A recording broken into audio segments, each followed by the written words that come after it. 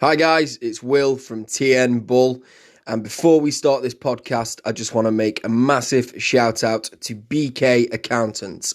They're an easy way to complete your tax returns, so let me explain. Okay, they offer accountancy services suitable for absolutely everybody. They're a proactive and friendly service. They're open 24/7. And most importantly, they guarantee to be 25% cheaper than your current accountant or anybody else who is doing your accounts. Don't take mine and Jay's word for it, however. You can find them at www.bkaccountants.org.uk, or if you want to send an inquiry off, you can email accounts@bkaccountants.org.uk. Thanks for listening, and let's get into the podcast.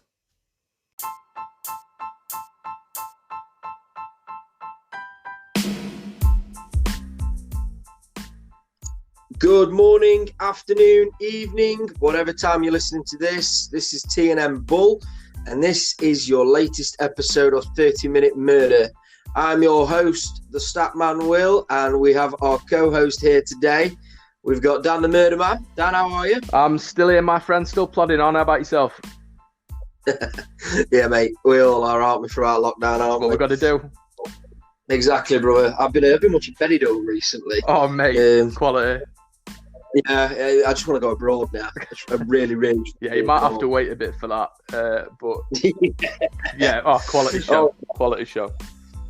Right, guys. So today we are going to delve into the tragedy surrounding the Watts family.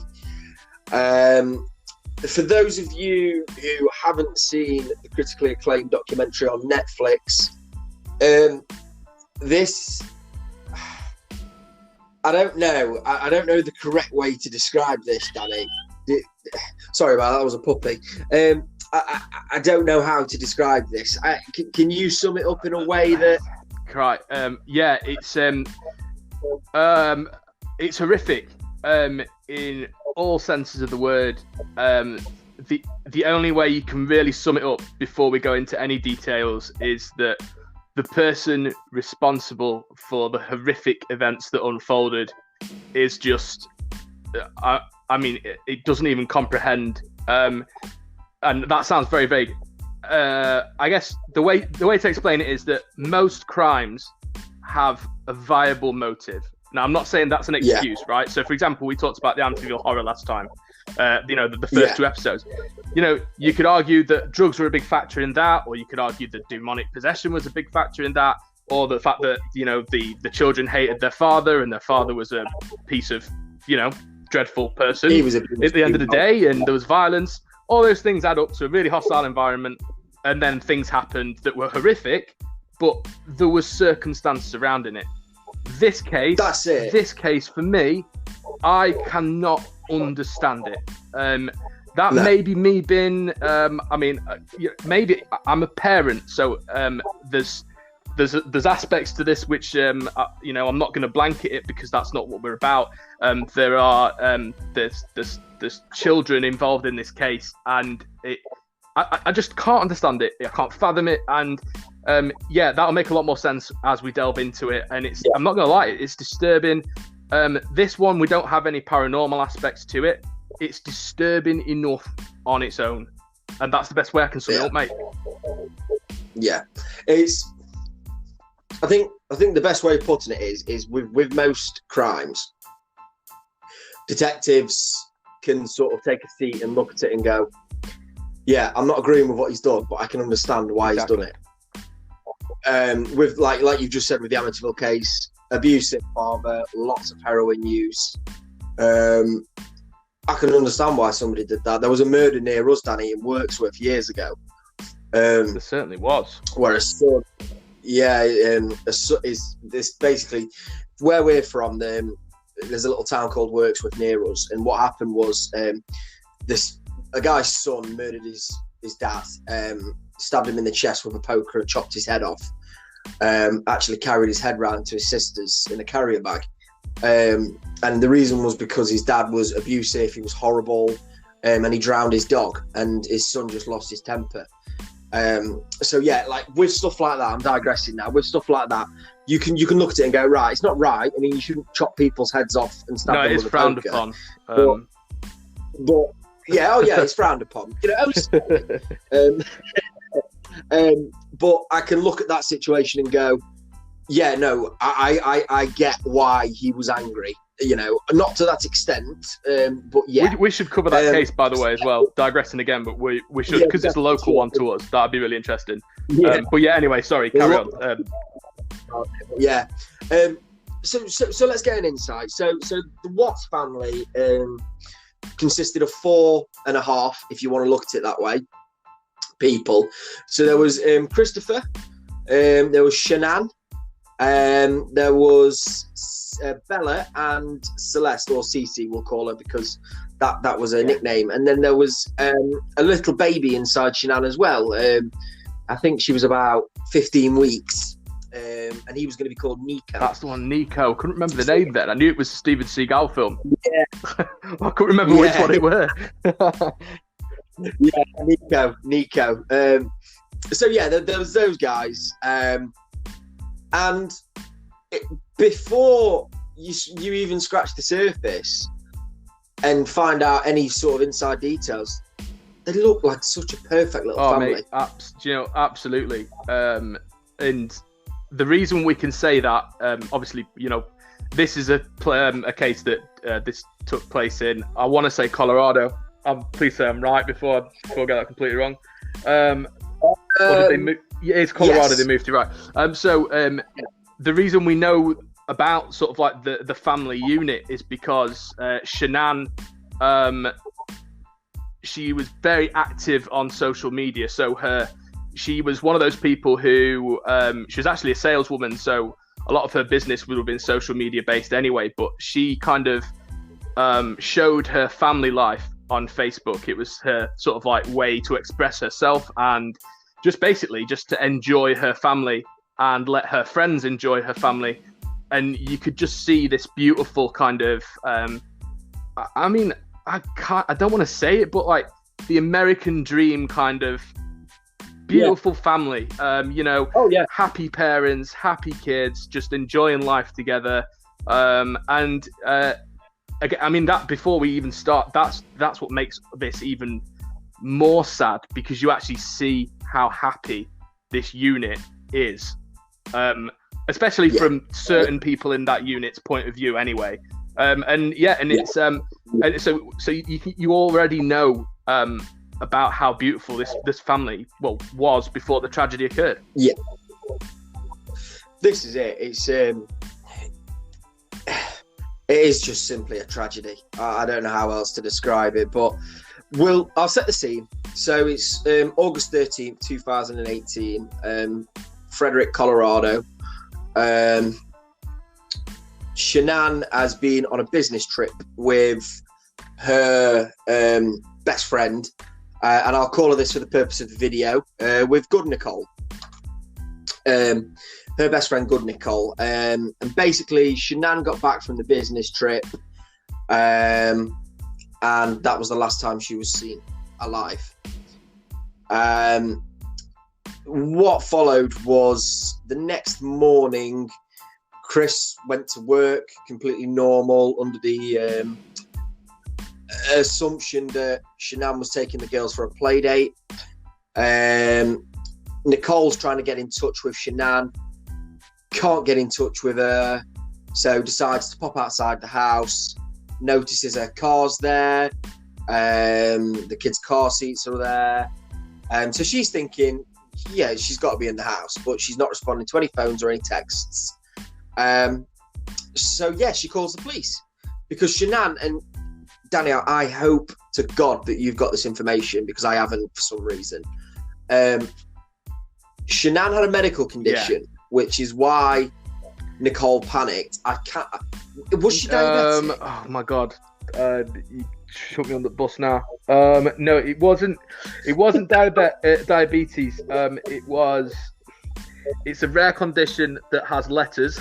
I can't remember what it is for the life of me. But the point is that she used to have seizures and used to pass out. She actually had a car crash in previous years due to this illness. And The issue being that ever since then, her and good Nicole, so her friend Nicole, they kind of, everything was always in touch on phones.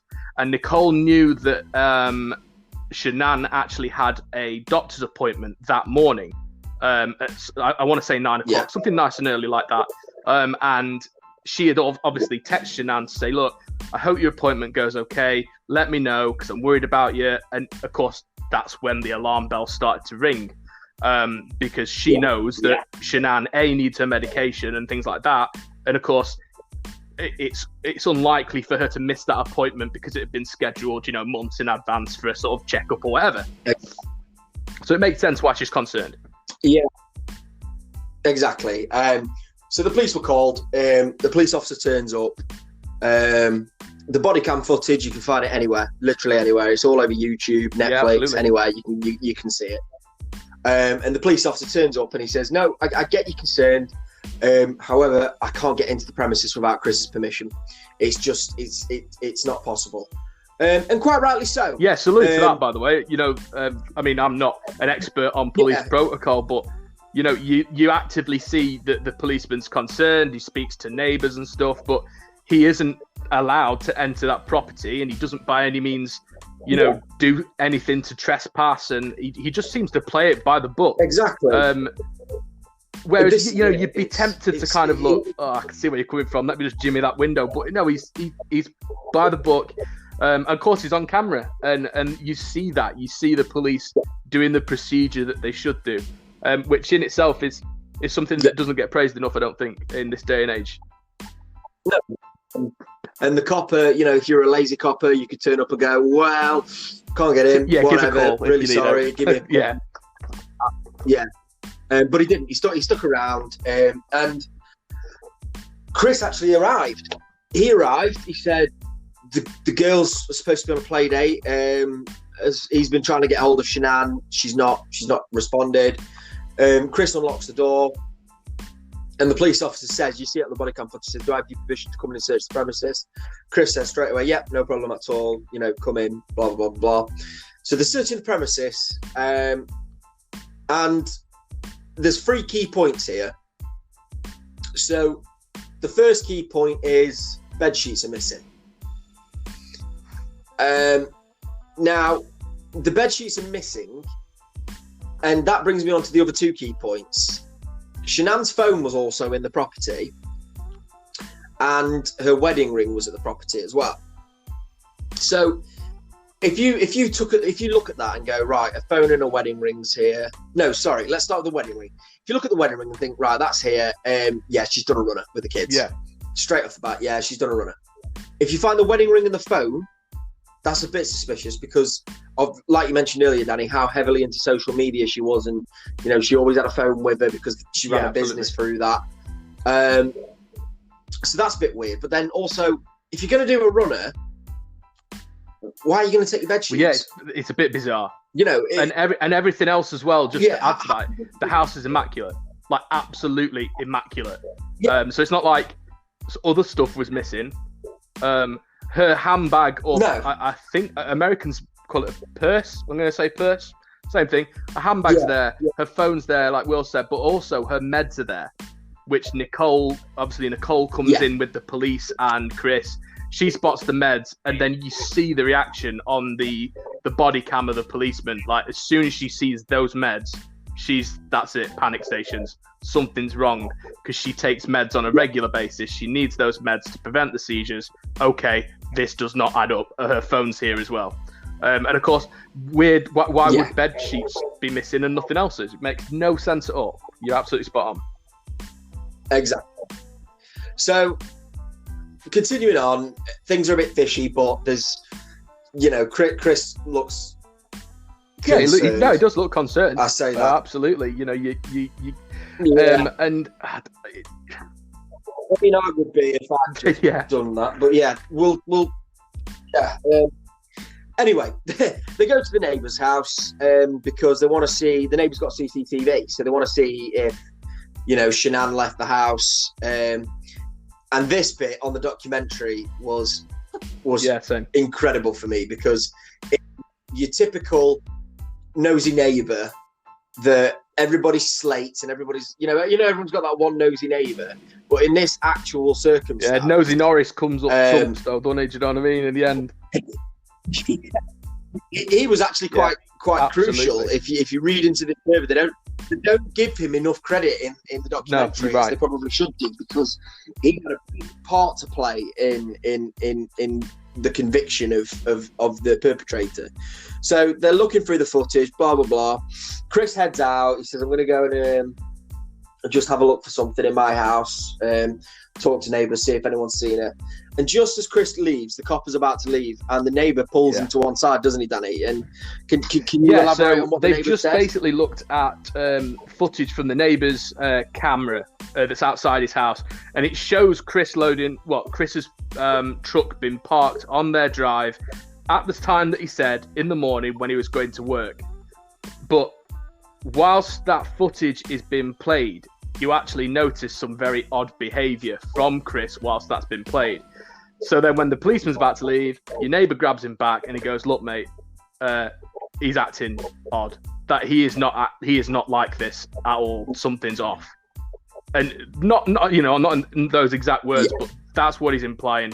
And you just get that horrible feeling of, "Oh Christ, I think I know where this is going," because he is very concerned. And like he said, this is someone who knows the family very well, and he noticed straight away something's off with this guy.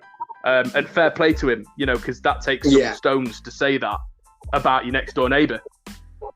And exactly, and I think what else intrigues me is the fact that the police officer actually turns around and said, "Well, wouldn't you be a bit shaky if you'd lost your wife and kids?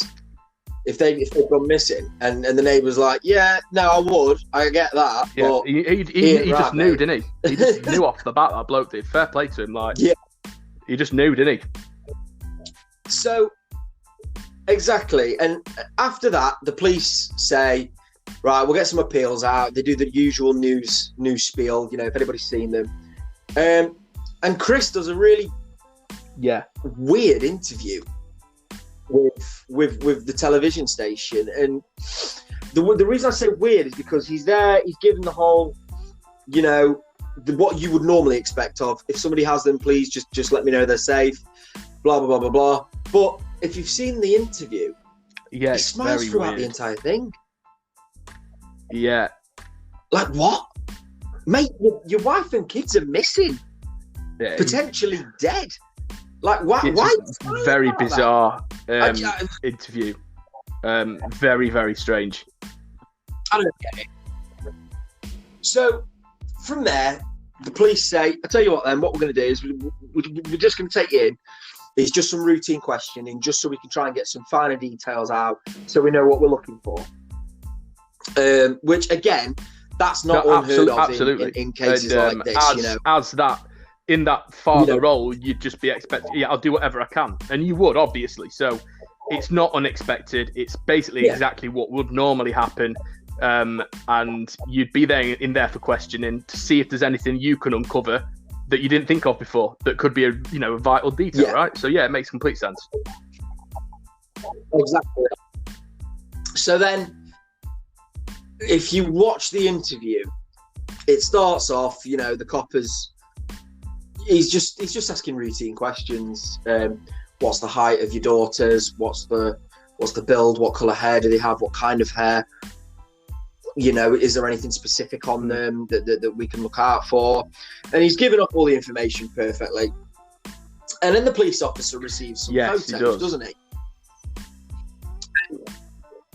There's a photo of Chris from a couple of years prior to the interview. And you can actually see, if you watch the interview, the cop will look at the photo and then look at Chris. He looks back and he goes, "You've lost some weight." And Chris is like, yeah, I used to be 200 and something pounds. And the copper actually, congratulates him on that. He says, "Yeah, well done. And that, to me, I've watched thousands of hours of police documentaries and interrogations and interviews. And that right there is some of the finest police work I have ever seen. And that's not me being sarcastic, because what that detective did there, basically it unravelled started everything the in web that of one what's sentence. Because of course, as soon as that's been said, it then leads on to. So yeah, I mean, I'll be honest. Most reasons why a guy would do that all of a sudden is to, you know, I bet you get some attention from some girls, don't you? And he's straight in there. He knew straight off the bat, man. And it's great. It was, impressive to say the least. And then Chris turned around and he's like, "No, I'd never cheat on my wife. No, I'd never cheat on my wife." And then the cop is still sort of pushing. He's like, "Are you sure, mate? Because you've lost a lot of weight and you look really good now. And I'm sure you've got attention coming in from everywhere, like you just said, Danny." And anyway, the officer turns around, you know, after a bit of speculating, and says, "Right, would you be willing to take a polygraph test just to rule it out?" You know, again, very, very standard in this kind of situation. And Chris says, "Yeah, I'll take a polygraph test, no problem." And I just, when, you know, taking the tragedy aside. No, he really didn't. Right. The footage of him taking that polygraph test is if it wasn't such a tragedy, it's just ridiculous, really.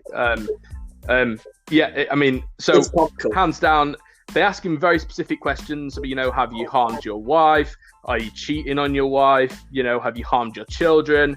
Did you have anything to do with their disappearance? Do you know who had anything to do with the disappearance?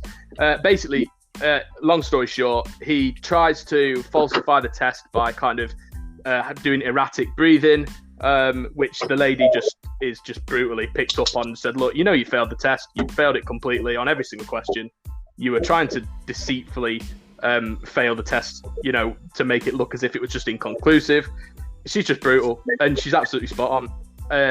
And then, of course, it's just a case of, look, you're going to tell us what happened eventually, so we just want you to tell us, so this is over, and we can find your girls and bring them home. Yeah. I quote, "We're not here to play games." Yeah, exactly. Just tell us. And Chris continued to, you know, claim his innocence, but then he actually admitted to cheating on his wife. Magically out of nowhere, he says, "Yeah, I have been cheating on her with a girl, with Bad Nicole, we'll call her." Yeah, it's not even her fault. He meets this girl at work, and you know what? It's the issue again. The issue. I mean, morally for me, cheating's wrong, and you know, it's the one of the worst things anyway. That you shouldn't do it at the end of the day. But Shanann, his wife, is beautiful. Right? She's absolutely stunning. Makes no sense whatsoever why you would even need something else. But he finds this other woman. They hit it off. He tells her that he's getting a divorce and that he has got 2 children, but him and his wife are separated. So it kind of leads her down the garden path, to be fair to Bad Nicole. It's not really her fault. Whether she knew or not, we'll never know. No. But that's the story that she gives off, that he told her that they were separated, and she seems actually genuinely concerned about the whereabouts of his wife and kids, because she comes in because she gets worried about it, and she basically just chucks him under the bus and says, "Yeah, we've been, you know, romantic together, and he's been cheating on his wife, and I didn't know that he was still with her." Yeah. So after all that, they get his dad in, and you know what? I'm not even going to speculate on this anymore. Long story short, he tells his dad that Shanann killed the girls, and once he'd found out that she'd done it, he smothered her. Yeah. So, as far as the police are aware, Shanann killed the girls, and he then killed her. And then, again, brilliant policing. The officer, the police officer, and the woman come in, and she says, "Would you be okay with us releasing to the public the information that Shanann killed the girls?" No. And he doesn't actually say yes or no. He says, "I didn't harm the girls," which again was to me a bit weird. But yeah, Then they ask where they are. And again, this goes back to he really hasn't thought this through. I shouldn't laugh. Yeah, he's poor. As yeah, very this guy's worst new I've ever seen. In his field of expertise, which again sounds dreadful, but you know, without trying to make it light-hearted, there's no other way to look at it without just getting really bogged down with how depressing it is. But I mean, this is where it starts to get really grim. I mean, it's just it's disturbing what unfolds, and when they actually eventually do find out where the bodies are. It's just awful, really. Yeah. So to put it bluntly, Chris disposed of the corpses, and I say disposed of the corpses because the two beautiful little girls and his lovely wife were in a sense corpses once he'd finished with them, and he disposed of them at one of his oil sites. So he worked for a company. To be honest with you, I didn't really look too much into his personal information because I don't really care about him that much. He worked for a company that had oil patches around the US, and he drove them out there early hours of the morning where he was scheduled to be that day. He actually checked in with his work colleague to see what time they'd be arriving on site, so he knew what kind of a window he had to get the job done. I mean,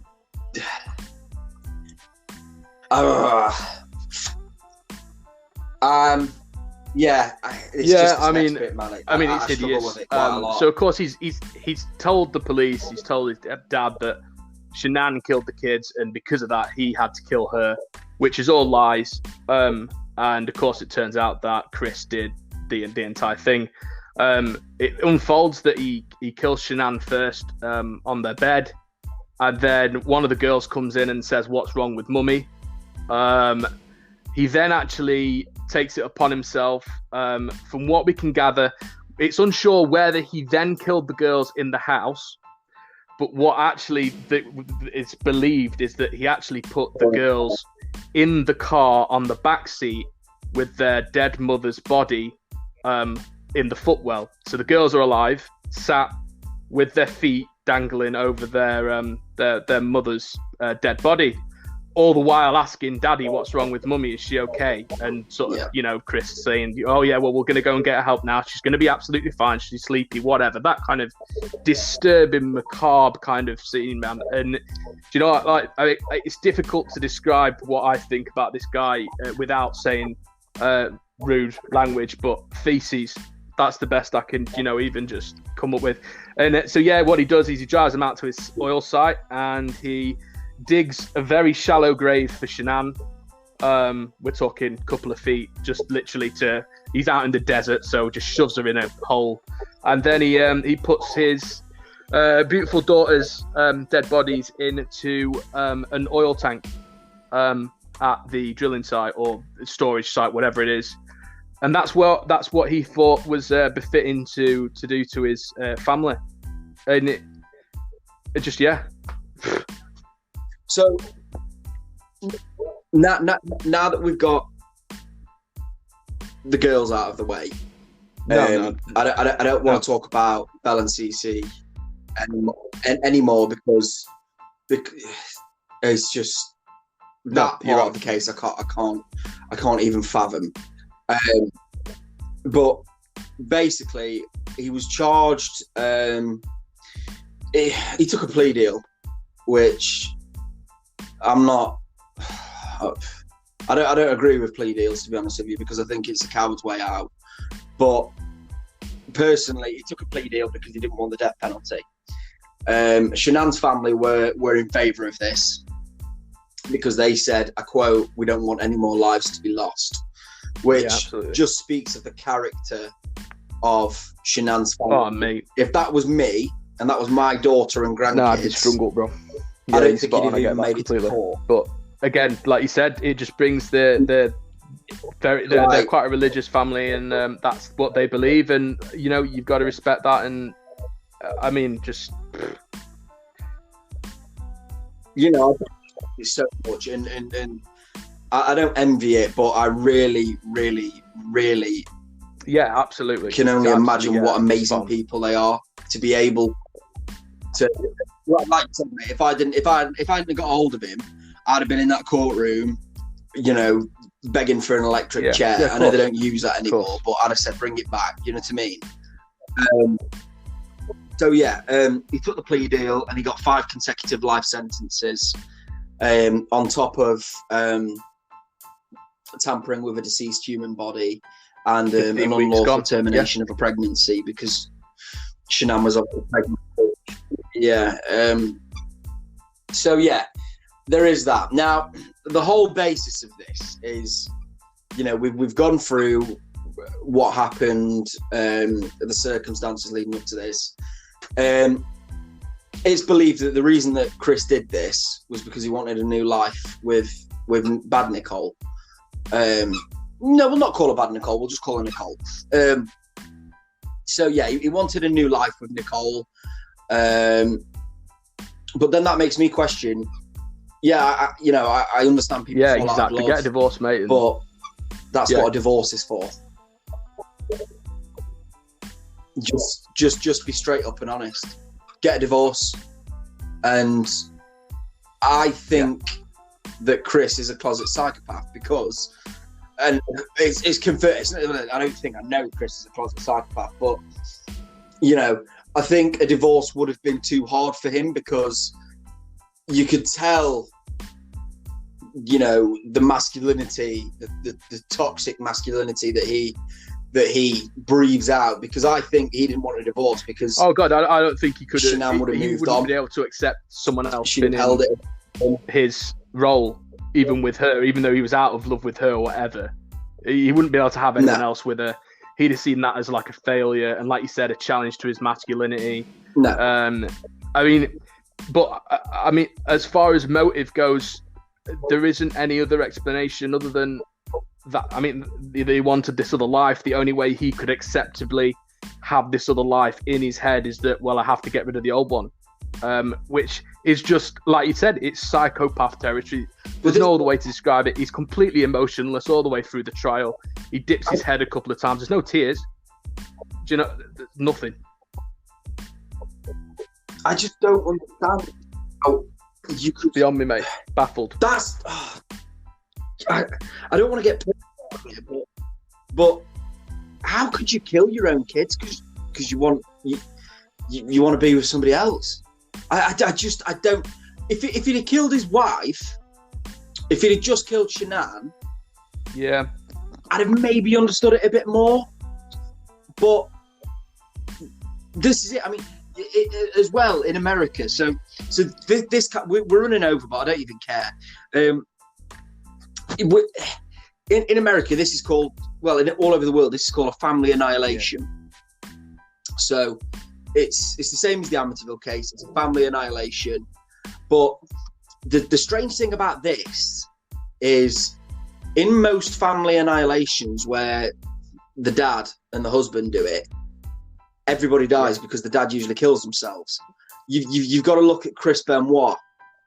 And Chris Benoit, I mean, I grew up worshipping WWE. And when you look into the Chris Benoit case, it isn't the same as this. Chris was very poorly. Didn't he shoot the dog as well? Very, very, very poorly. Didn't he shoot the dog as well? He killed. Yeah. You are sorry. Yeah. Chris. Yeah, I thought he did. What, Benoit? Yeah, he did. Yeah. Yeah. Chris was very poorly. He killed his wife and child, and then hung himself. And I think when things like that happen, there's something. But then really there's wrong the aspect there. of I cannot now deal with the person I've become, and I can't deal with the remorse. So the only option for me is now to annihilate myself.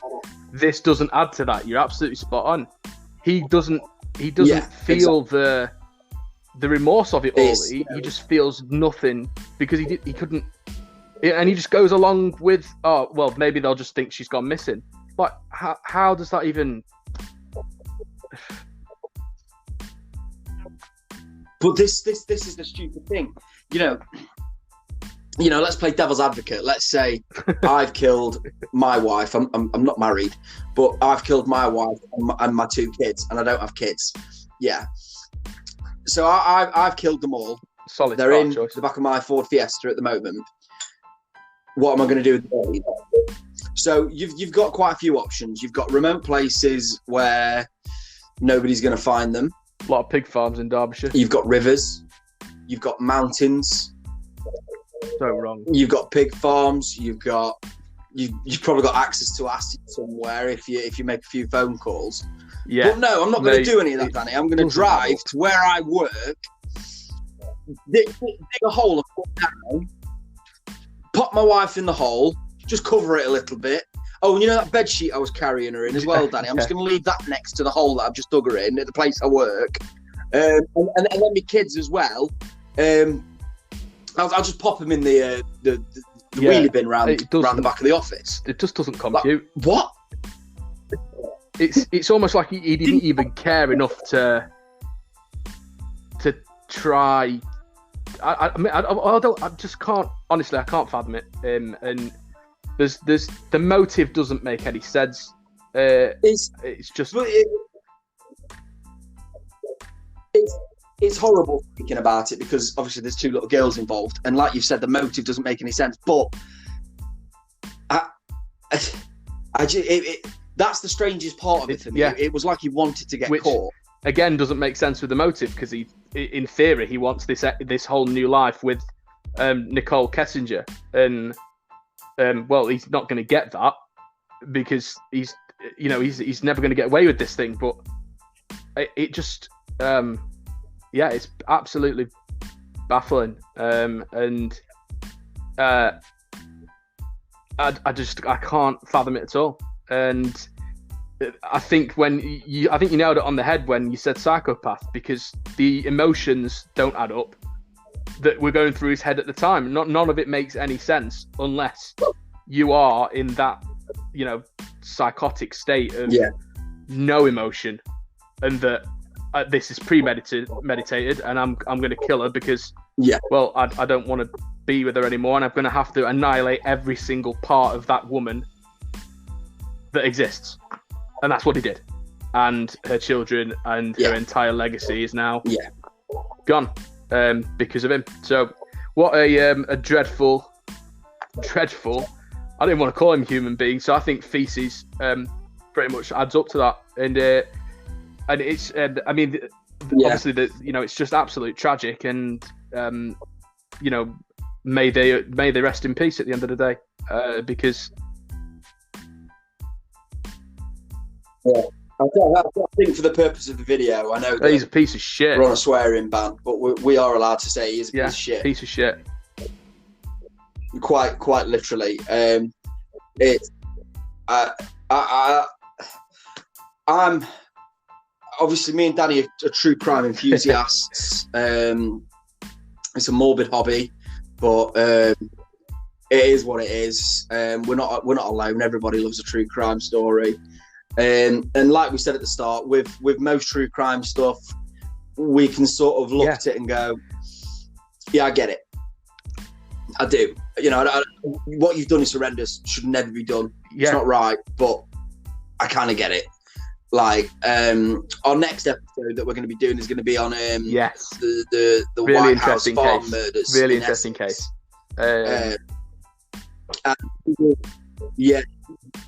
You will understand why when I say, it's wrong, but I get it.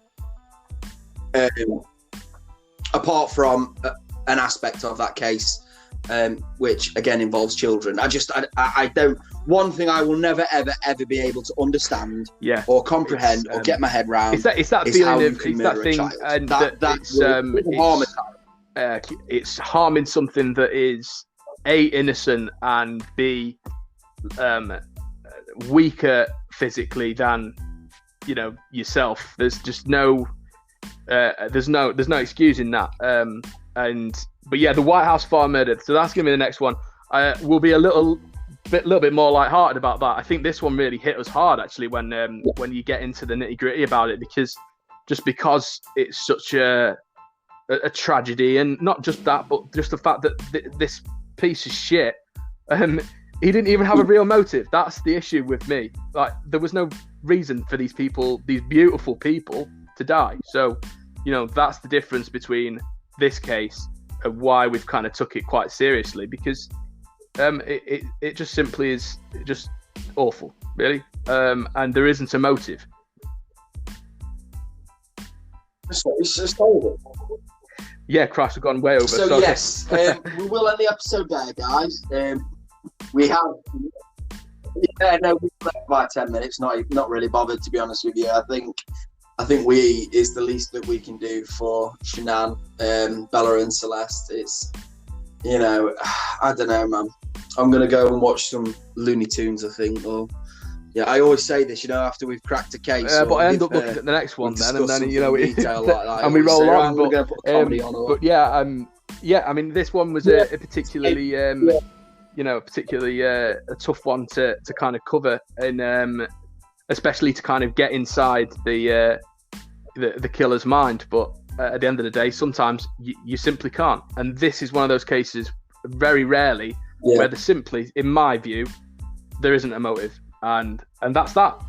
But yeah, so White House farm murder's coming up. That is really, really interesting. There's loads of cool aspects to that. Cool, God, wrong word, but you know what I mean. Disturbing, plot twists and turns. It's really interesting. Yeah, we'll